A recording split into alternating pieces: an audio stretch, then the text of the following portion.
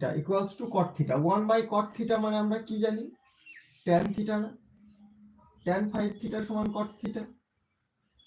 এবার tan 5 theta কট theta, এটা tan আছে এটা কট আছে, এটাকেও ট্যান করতে পারি বা এটাকে আমরা কট করতে পারি 90 মাইনাস থিটা পূরক কোণ করে।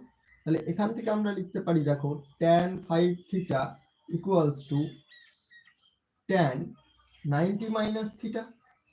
এর কারণটা কি, এখানে প্রথম সূত্র 1/tan theta equals to cot theta, আর সেকেন্ড সূত্র tan 90 minus theta equals to cot theta. তাহলে এই কটটাকে ট্যান করলাম আর এই কটটাকে ট্যান করলাম, দুটো সূত্র হলো। এবার এই ট্যান ট্যান ক্যান্সেল আউট হবে, মানে হচ্ছে 5 theta equals two 90 minus theta, theta এইদিকে আসবে, 5 theta plus theta equals two 90, তার মানে হচ্ছে 6 theta equals two 90, but theta equals two কত হবে তাহলে